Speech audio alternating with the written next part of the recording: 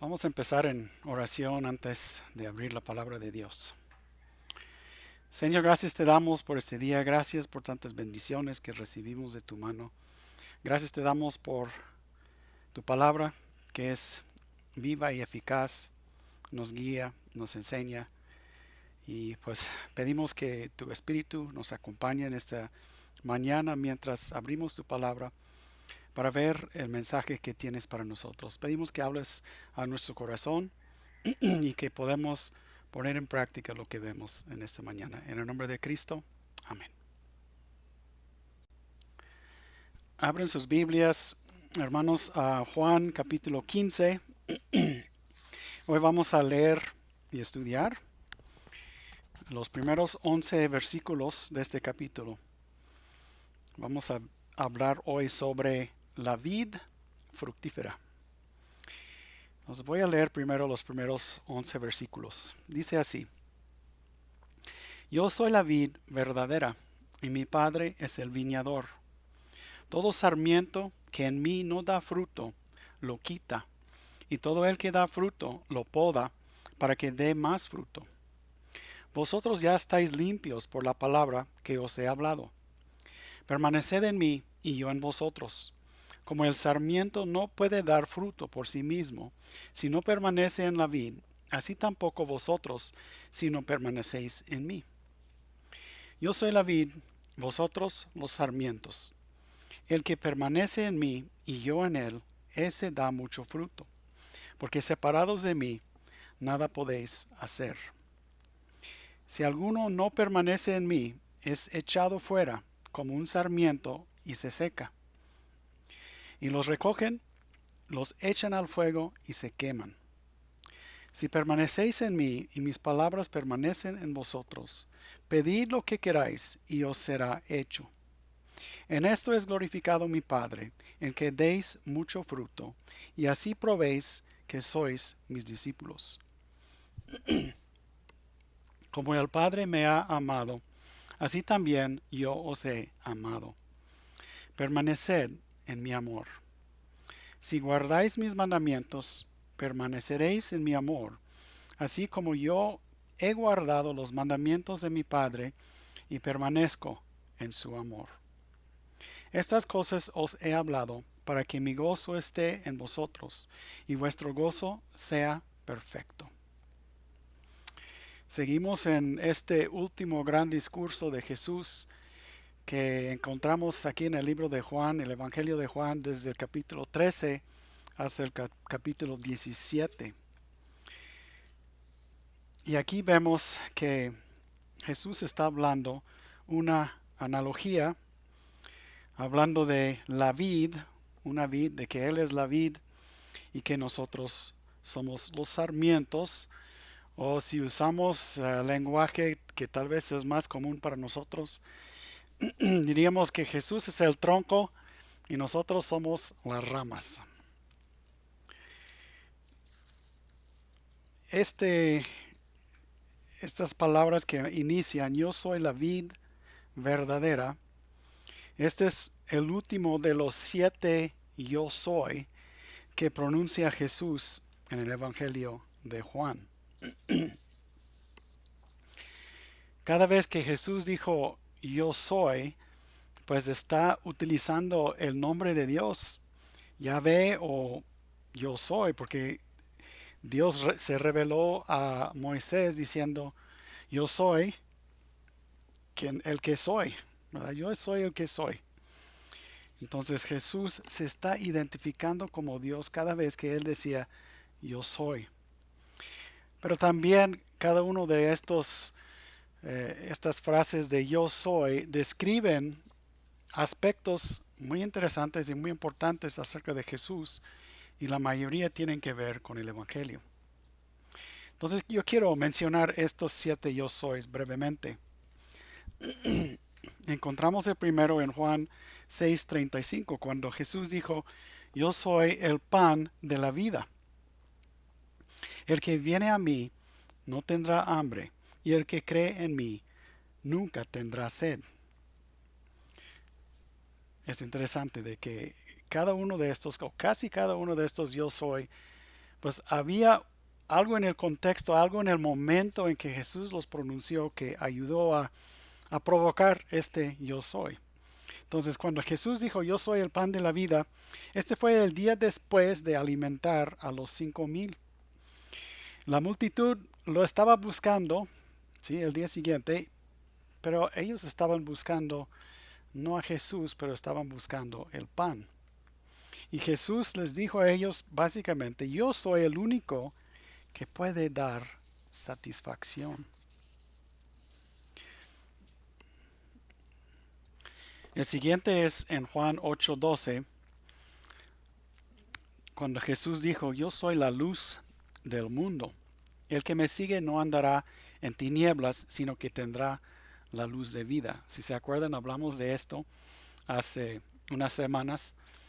Jesús estaba hablando durante la fiesta de los tabernáculos, cuando Israel celebraba o recordaba los 40 años en que Israel estaba dando vueltas en el desierto, pero estaban siendo acompañados por Dios en forma de una columna de fuego en la noche y columna de nube en el día. Entonces, pues esa columna de fuego en la noche daba luz a la nación de Israel en el desierto. Y cuando se celebraban este festival en Jerusalén, pues iluminaron o prendieron muchas lámparas en el patio de las mujeres alrededor del templo. Y pues era algo muy, muy esplendoroso. Pero Jesús estaba diciendo, yo soy. ¿Quién puede mostrarles el camino correcto? Yo soy quien les puede guiar. Si siguen cualquier otra persona, religión o filosofía, estarán viviendo en las tinieblas. Yo soy la luz. La tercera yo soy está en Juan 10:7. Cuando Jesús dijo, en verdad os digo, yo soy la puerta de las ovejas. Versículo 9, yo soy la puerta, si alguno entra por mí será salvo, y entrará y saldrá y hallará pasto. Aquí no hay un contexto en específico, pero es muy posible que Jesús estaba en Jerusalén enfrente de la puerta de las ovejas, que había una puerta en Jerusalén que se llamaba la puerta de las ovejas, donde entraban y salían ovejas. Pero Jesús estaba diciendo, tienen que pasar por mí para ser salvos. Yo soy la puerta, la entrada es por mí. La cuarta es en Juan 10:11. Yo soy el buen pastor. El buen pastor da su vida por las ovejas. Yo soy el buen pastor y conozco mis ovejas, y las mías me conocen. Y esto podemos contrastar con los fariseos en el capítulo anterior, que habían echado fuera de la sinagoga a un ciego que Jesús había sanado. Lo echaron fuera porque él confesó a Jesús. Pero ¿qué tipo de pastores son estos que van a echar fuera a aquellos que están a su cuidado? Jesús estaba diciendo, pues yo voy a morir por mis ovejas, yo conozco a cada uno, a cada una íntimamente, y ellas me conocen a mí. Y luego la quinta es en Juan 11:25 y 26, cuando Jesús dijo, yo soy la resurrección y la vida. El que cree en mí, aunque muera, vivirá. Y todo el que vive y cree en mí, no morirá jamás. Y esto Jesús pronunció afuera de la tumba de Lázaro, cuando estaba pues a punto de sacar a Lázaro de la tumba. Y él estaba diciendo, todos los que ponen su fe en mí, aunque mueran, serán resucitados. La sexta, Juan 14:6, que vimos no hace mucho. Jesús les dijo, yo soy el camino y la verdad y la vida, nadie viene al Padre sino por mí.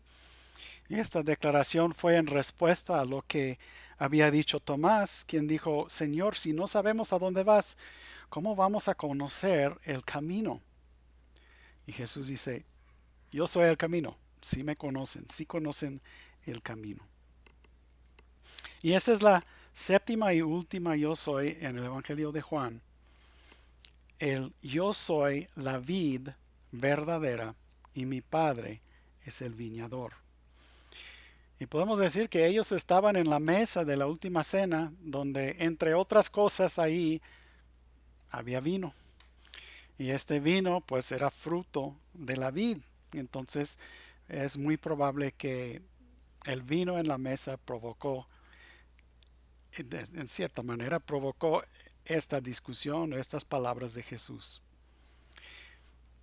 Ahora, cuando Jesús dice yo soy la vid verdadera, pues hay que comparar esto con lo que Jesús o con lo que la Biblia nos habla acerca de Israel, porque en varias circunstancias, en varios momentos en el Antiguo Testamento, Israel es descrita como una vid o una viña.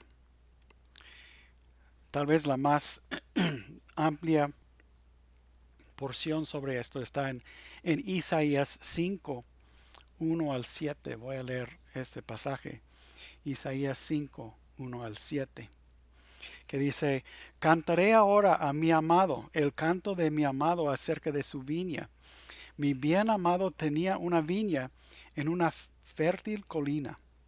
La cavó por todas partes, quitó sus piedras y la plantó de vides escogidas. Edificó una torre en medio de ella y también excavó en ella un lagar y esperaba que produjera uvas buenas, pero solo produjo uvas silvestres. Y ahora, moradores de Jerusalén y hombres de Judá, juzgad entre mí y mi viña. ¿Qué más se puede hacer por mi viña que yo no haya hecho en ella? Porque cuando esperaba que produjera uvas buenas, produjo uvas silvestres. Ahora pues, dejad que os diga lo que yo he de hacer a mi viña.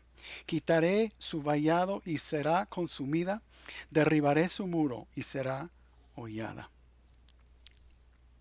Y haré que quede desolada, no será podada ni labrada, y crecerán zarzas y espinos. También mandaré a las nubes que no derramen lluvia sobre ella.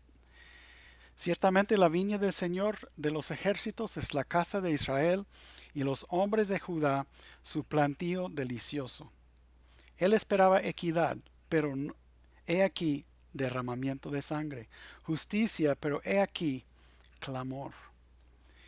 Israel no fue una viña fructífera. No produjo el fruto que Dios estaba buscando, que aquí menciona equidad y justicia como dos frutos que Dios quiso encontrar, pero no lo encontró. Por eso Dios iba a destruir su viña, que era Israel. Y más adelante en el Salmo 80 encontramos como si fuera un ruego para que regrese el favor de Dios a su vid. Dice el Salmo 80, 14 a 16. Oh Dios de los ejércitos, vuelve ahora, te rogamos, mira y ve desde el cielo y cuida esta vid, la cepa que tu diestra ha plantado y el vástago que para ti has fortalecido. Está quemada con fuego y cortada, ante el reproche de tu rostro perecen. Pues ya estaba destruida Israel, había sido conquistado por los babilonios, quienes habían quemado la ciudad de Jerusalén y el templo, y están rogando para que Dios restaura esta vid. Y en Zacarías encontramos una profecía de que Israel iba a ser restaurada para algún día ser una vid fructífera. Zacarías 8, 11 al 13. Pero ahora yo no trataré al remanente de este pueblo como en los días pasados, declara el Señor de los ejércitos, porque habrá simiente de paz. La vid dará su fruto, la tierra dará su producto, y los cielos darán su rocío. Y haré que el remanente de este pueblo herede todas estas cosas. Y sucederá que como fuisteis maldición entre las naciones, casa de Judá y casa de Israel, así os salvaré para que seáis bendición. No temáis, mas sean fuertes vuestras manos. Una profecía de un futuro restaurada de Israel, cuando Israel iba a ser otra vez fructífera. Entonces llegamos a esta analogía o alegoría acerca de nuestra relación con Dios. Nuestra relación con Dios es comparada con la relación entre la vid y los sarmientos, o que podemos decir entre el tronco y las ramas. Tenemos, voy a leer dos de estos versículos, el 1 y el 5, que dice: yo soy la vid verdadera y mi padre es el viñador. Versículo 5: yo soy la vid, vosotros los sarmientos. No sé si ustedes han visto el cultivo de vides. Típicamente lo que tratan de hacer después de que haya crecido algo la planta, pues es que quieren dejar un tronco con 4 ramas que están amarradas a unos hilos o alambres y llegan a ser cierta distancia estas ramas, no sé, 1 metro, 2 metros, no sé cuánto, pero hay cierta distancia y luego la cortan hasta allá y al final del año cortan todas las hojas, eh, todo el fruto, lo cosechan y nomás dejan pues el tronco y las ramas. Si todo lo demás lo quitan, como que y luego al otro año vuelve a ser igual después de que limpian todo lo que estaba en esta vid. Entonces es muy interesante la manera en que cultivan los vides, las uvas. No sé si hicieron exactamente lo mismo en aquel entonces, pero eso es más o menos lo que hacen hoy.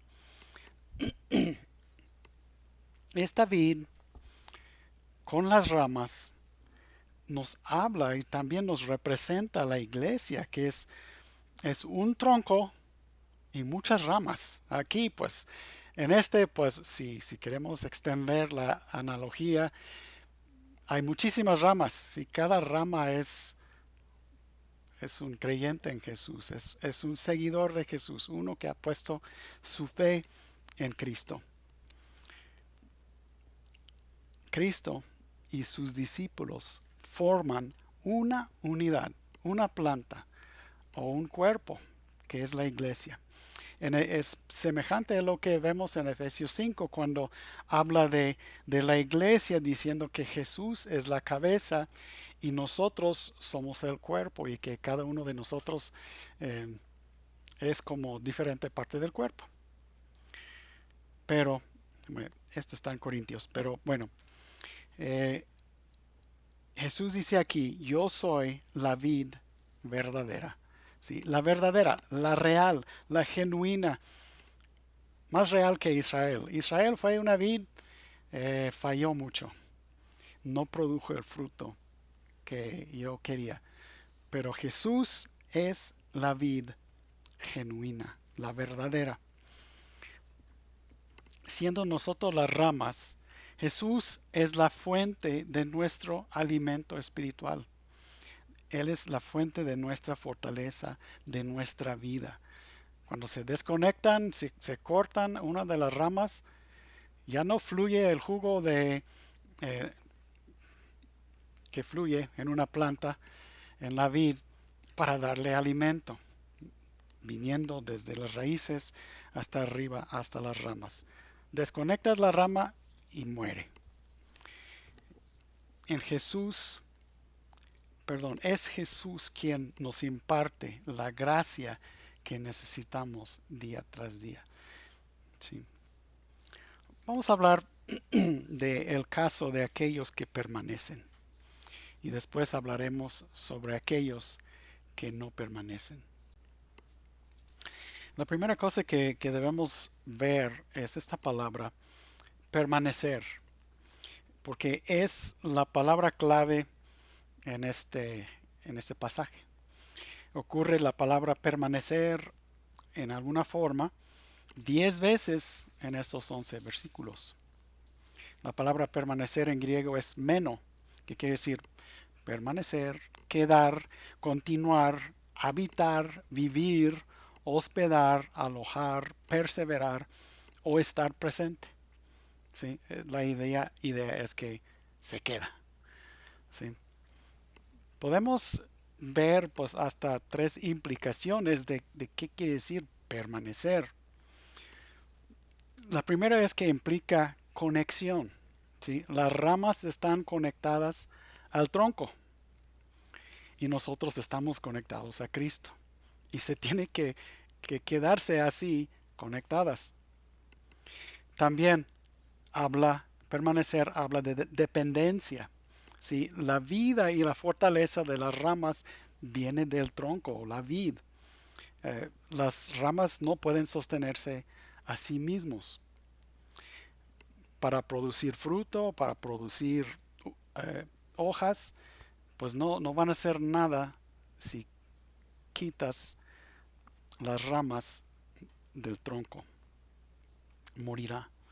Sus ojos morirán y su fruto se secará.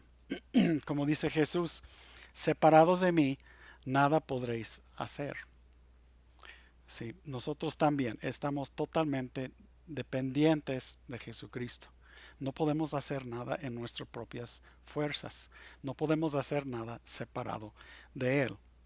Y la tercera cosa que implica esa idea de permanecer es continuación. ¿Sí? De que esta conexión y dependencia tiene que continuar hoy, mañana, pasado, cada día, cada día, cada día, todos los días. Debe continuar. Vamos a ver las exhortaciones que encontramos aquí para permanecer. Pues la primera está en el versículo 4 que dice, permaneced en mí y yo en vosotros. Permaneced en mí. Es una exhortación para continuar en nuestra relación con Cristo, nuestra conexión y dependencia de Él.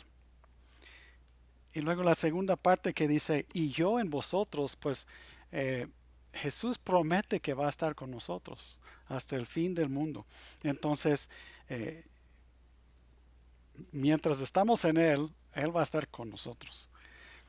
Si realmente somos salvos, Él va a estar con nosotros todos los días.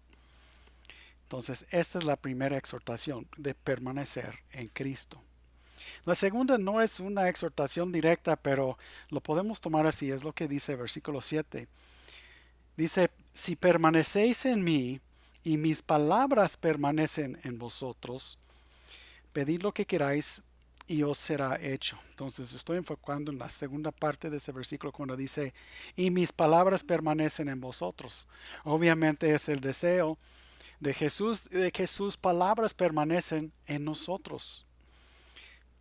Debemos guardar sus palabras en nuestro corazón o debemos estarlos leyendo, estudiando, meditando sobre ellos frecuentemente y constantemente. Debemos permanecer en su palabra. Y la tercera exhortación sobre permanecer es en el versículo 9 y 10 sobre permanecer en su amor. Dice, como el Padre me ha amado, así también yo os he amado. Permaneced en mi amor. Si guardáis mis mandamientos, permaneceréis en mi amor, así como yo he guardado los mandamientos de mi Padre y permanezco en su amor. El amor de Cristo es inmenso. Él dio su vida por nosotros y Él quiere continuar mostrando su amor hacia nosotros. Permanecer en su amor debe ser algo que vamos a querer muy naturalmente. Pues ¿quién quiere rechazar el amor de Cristo? Dice el versículo 10, si guardáis mis mandamientos, permaneceréis en mi amor. Eso es muy interesante. Si guardáis mis mandamientos, permaneceréis en mi amor.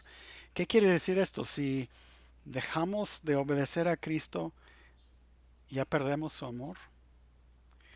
Pues si vemos el resto de las escrituras, no podemos decir esto. Si somos hijos desobedientes, las escrituras son muy claras de que Dios nos disciplina. Y su disciplina es en sí una muestra de su amor. Es tal vez no es el amor que quisiéramos tener, Nosotros queremos otro tipo de amor de Dios y de Jesucristo, pero y Jesús también, yo creo que Él quiere guardarnos, Él quiere que guardemos sus mandamientos para evitar la disciplina. Pero cuando lo necesitamos, Dios nos va a dar nuestra disciplina. Este, esta idea pues ya vimos en Juan 14:15. Si me amáis, guardaréis mis mandamientos. Entonces nosotros demostramos nuestro amor a Cristo obedeciéndolo. Entonces tenemos esta exhortación o mandamiento de permanecer en su amor.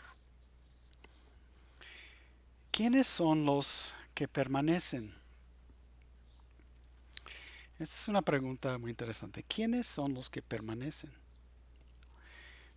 Quiero regresar a un otro versículo en Juan capítulo 6, 56, que cuando Jesús estaba teniendo una conversación con los judíos, Él dijo algo muy duro para ellos entender. Él dijo, el que come mi carne y bebe mi sangre, permanece en mí y yo en él. ¿Sí? El que come mi carne y bebe mi sangre, permanece en mí y yo en él. ¿Qué quiere decir comer su carne y beber su sangre? La gente que lo estaba escuchando en ese momento lo estaban entendiendo literalmente y Jesús fue muy claro de que esto no fue lo que él estaba tratando de comunicar. Tiene un significado simbólico. Comer su carne y beber su sangre es apropiar la obra de Cristo para nosotros. Es creer o tener fe en su obra, lo que fue cumplido en su carne, su cuerpo y su sangre en la cruz. Podemos verificar esto en Juan 6:54, nomás dos versículos antes, que Jesús dijo, el que come mi carne y bebe mi sangre tiene vida eterna y yo lo resucitaré en el día final. Y luego, si comparamos esta promesa con varios otros que tenemos, especialmente en Juan, vemos que Juan dice varias veces, o Jesús lo dice, el que cree en el Hijo tiene vida eterna. En Juan 5:24 dice, en verdad os digo, el que oye mi palabra y cree al que me envió, tiene vida eterna y no viene a condenación. Juan 6:47, en verdad os digo, el que cree tiene vida eterna. Entonces, tenemos un sinónimo entre el creer y comer la carne y beber la sangre de Jesús, porque tienen el mismo resultado.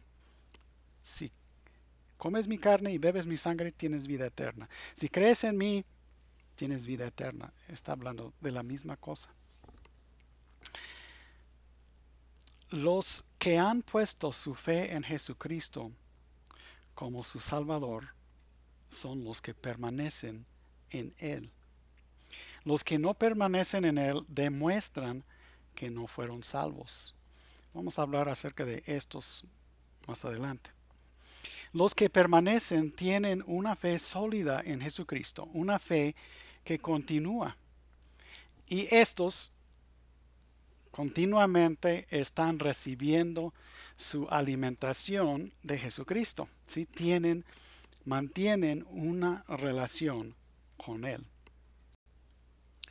Ahora vamos a hablar sobre los efectos o los resultados o los beneficios de permanecer en Cristo. El efecto más importante que tenemos en este pasaje es producir fruto. De hecho, el concepto clave en todo ese pasaje es permanecer en Cristo para ser fructífero. ¿Sí? Es tal vez el resumen o la idea más concreta que más resume estos 11 versículos. Permaneced en Cristo para ser fructífero. Hermanos, Dios quiere que producimos fruto. Dios quiere que seamos fructíferos. El versículo 4 dice, permaneced en mí y yo en vosotros. Como el sarmiento no puede dar fruto por sí mismo si no permanece en la vid, así tampoco vosotros si no permanecéis en mí. Yo soy la vid, vosotros los sarmientos. El que permanece en mí y yo en él, ese da mucho fruto, porque separados de mí nada podéis hacer. El resultado de estar conectado con Cristo, de permanecer en Él, es que su vida y su poder va a fluir de Él hacia nosotros y como va a tener como resultado natural fruto. ¿Sí? La clave para ser fructífera en la vida espiritual, no es esforzándonos para producir fruto. ¿Sí? Armándonos de valor diciendo, yo lo voy a hacer, yo voy a producir fruto. No. No es así. No lo podemos hacer por nuestras propias fuerzas. Eh, las buenas obras o cualquier fruto que podamos producir no es el resultado de nuestros esfuerzos, sino de la gracia de Dios obrando en nosotros y el fluir de la vida de Cristo, llegando a Él y fluyendo en nosotros. Aquel que está permaneciendo en Cristo, el que está en relación constante con Jesucristo, producirá fruto naturalmente, como la vid produce uvas naturalmente. ¿No creen que la vid está diciendo, voy a producir uvas, voy a producir uvas? ¿No? Como que sale naturalmente, es parte de su ADN producir fruto. La lección aquí no es esfuérzate para producir fruto, sino permanece en Cristo y el fruto vendrá. Pues Jesús habló en otras ocasiones sobre ser fructífero. Por ejemplo, en la parábola del sembrador, en Lucas 8:15 dijo, pero la semilla en la tierra buena, estos son los que han oído la palabra y con corazón recto y bueno, y, y la retienen y dan fruto con su perseverancia. La palabra perseverancia y la palabra permanencia son muy relacionados. Perseverancia es como permanecer, pero bajo dificultades. ¿Sí? Entonces, esta semilla, los que dan fruto en la parábola del sembrador, pues necesitaban perseverar. Mientras las demás semillas pronto murieron. El segundo resultado o efecto de estar permaneciendo en Cristo es tener nuestras peticiones contestadas. En el versículo 7 de Juan 15 dice, si permanecéis en mí y mis palabras permanecen en vosotros, pedid lo que queráis y os será hecho. Hay varias promesas sobre oración contestadas en estos capítulos aquí. Creo que capítulo 14, 15, 16, 17, varias veces Jesús promete la contestación de nuestras oraciones. Pero aquí, pues no debemos pensar que la persona que está permaneciendo en Cristo va a pedir cosas locas. No, obviamente, si Él está permaneciendo en Cristo, Él va a saber qué cosas están conforme a la voluntad de Dios y va a pedir este tipo de cosas. No va a estar pidiendo cualquier cosa para gastar en sus deleites. El tercer efecto de permanecer en Cristo es tener el gozo de Cristo. Sí, un gozo perfecto. El versículo 11 dice, estas cosas os he hablado, para que mi gozo esté en vosotros y vuestro gozo sea perfecto. La persona que está conectado, que está en relación, permaneciendo en Cristo y que está siendo fructífero, va a tener como resultado gozo en su vida. No va a estar súper triste por cada cosita que le llega. Va a tener gozo.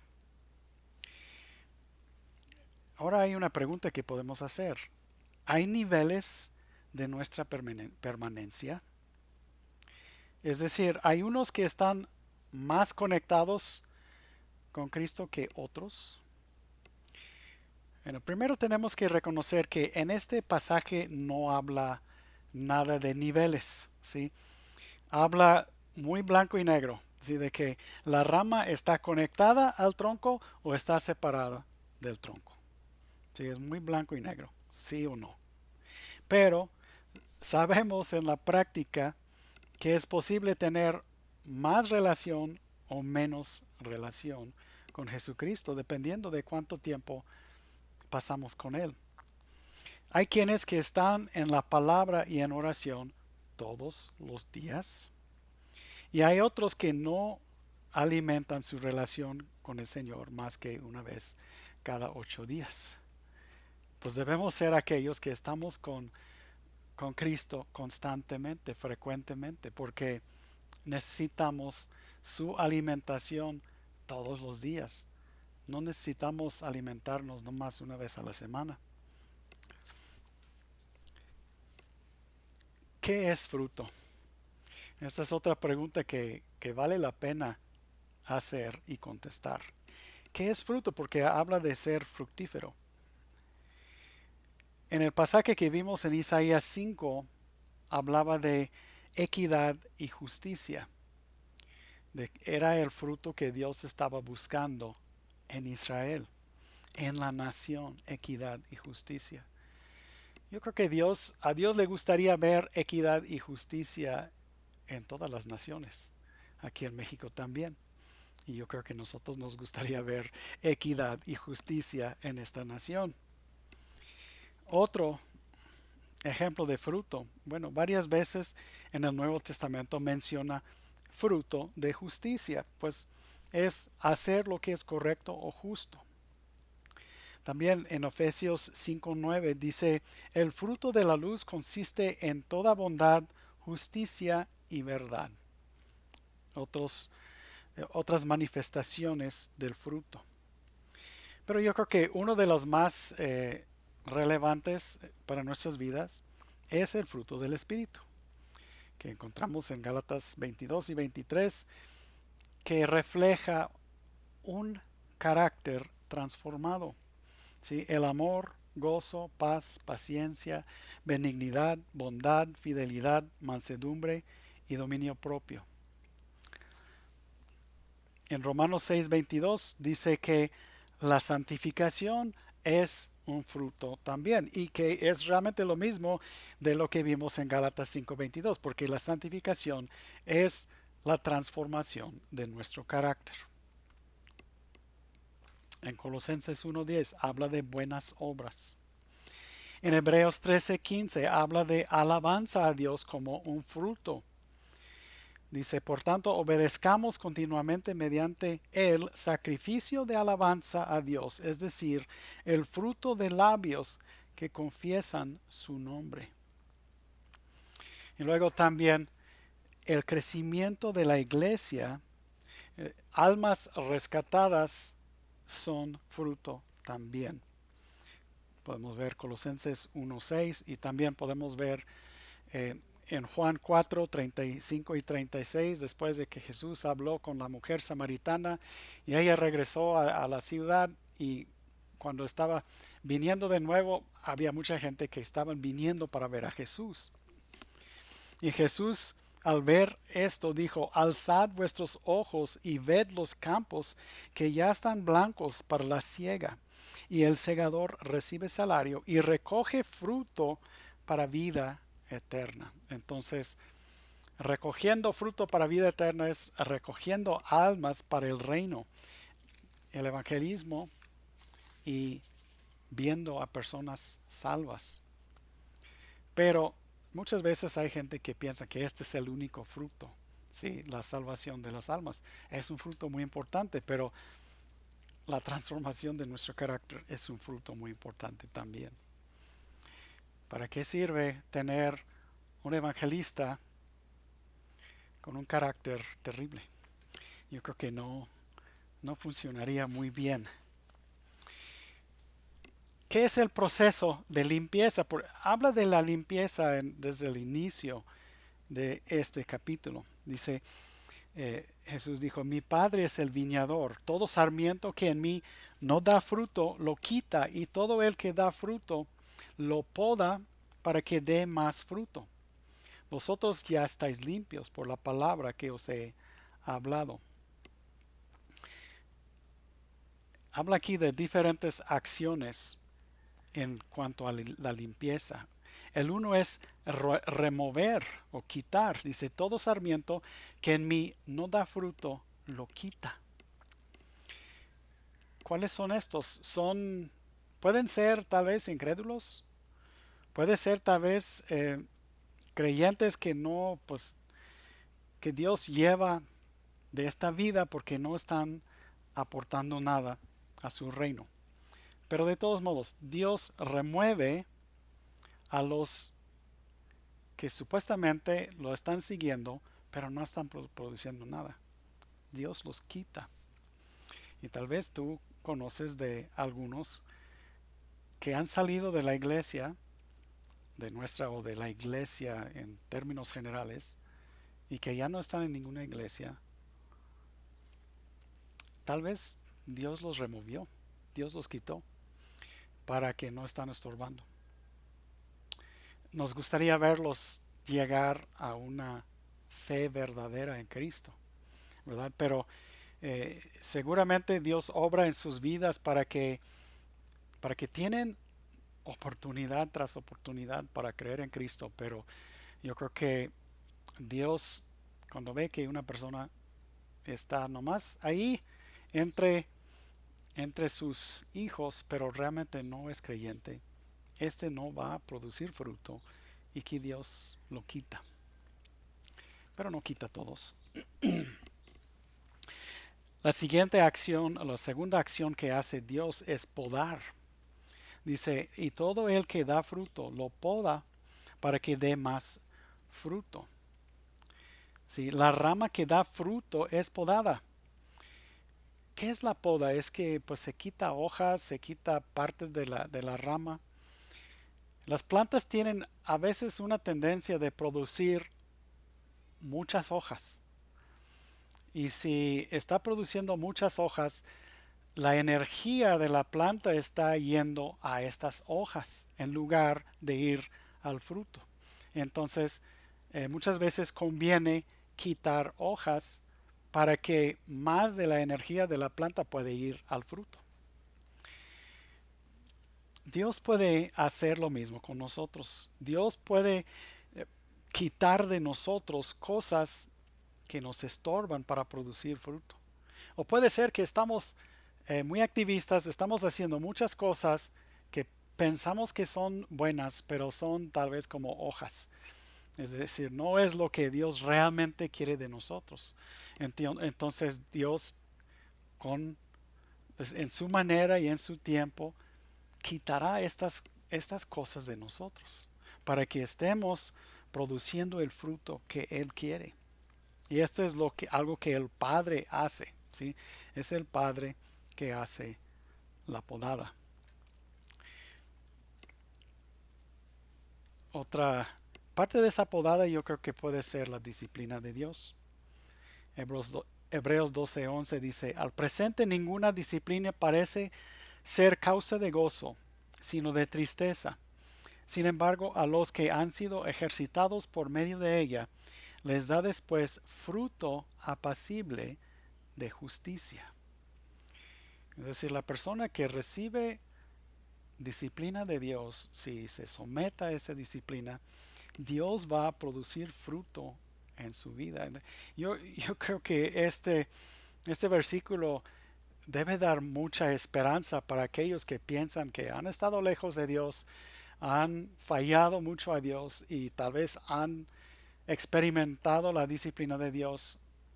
Dios todavía quiere que seas fructífero.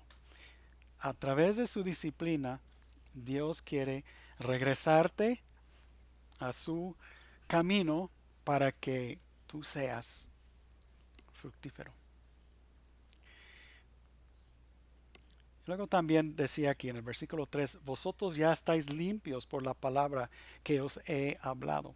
Pues aquí no lo explica mucho qué quiere decir, pero sabemos en otros pasajes habla de que la palabra nos santifica, la palabra nos limpia, los conceptos, los principios que aprendemos de la palabra de Dios nos van limpiando cada vez más. Ok, pues vamos ahora al caso de aquellos que no permanecen. ¿Qué es- ¿Quiénes son estos? ¿Perdieron su salvación? Ok. Dice el versículo 6, si alguno no permanece en mí, es echado fuera como un sarmiento y se seca. Y los recogen y los echan al fuego y se queman. Bueno, estas palabras de echarlos al fuego y se queman son palabras que se usan en otros pasajes para los incrédulos. Y yo creo que este caso es de los incrédulos.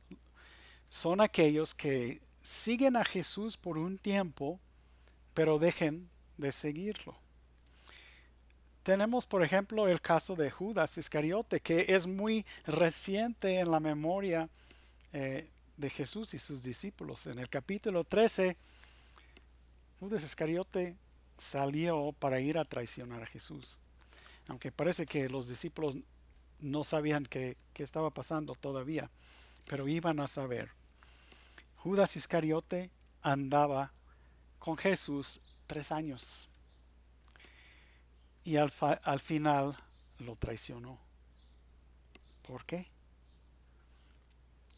Pues no era realmente creyente en Jesucristo. Podemos hacer la pregunta, ¿por qué andaba con él si no era creyente? Pues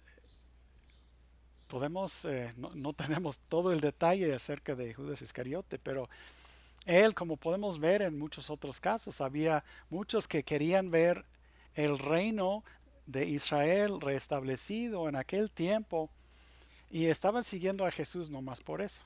Y cuando vieron que Jesús no lo iba a hacer, pues lo abandonaron. Tenemos bastantes ejemplos de personas que estaban siguiendo a Jesús en un tiempo y luego dejaron de seguirle. Tenemos Juan 6:54 que leí antes.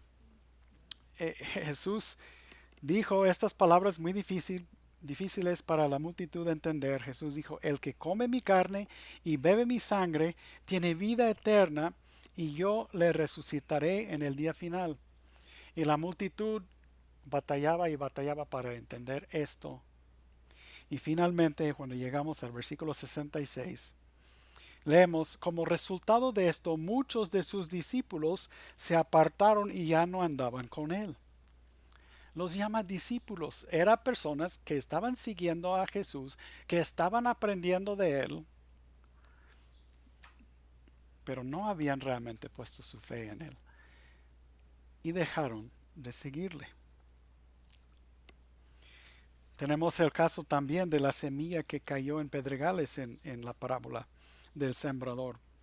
Mateo 13:20 dice, y aquel en quien se sembró la semilla en pedregales, este es el que oye la palabra y enseguida la recibe con gozo, pero no tiene raíz profunda en sí mismo, sino que solo es temporal, y cuando por causa de la palabra viene la aflicción o la persecución, enseguida tropieza y cae. Aquellos son los que tienen una fe muy emocional, pero no permanecen, no tienen una fe real.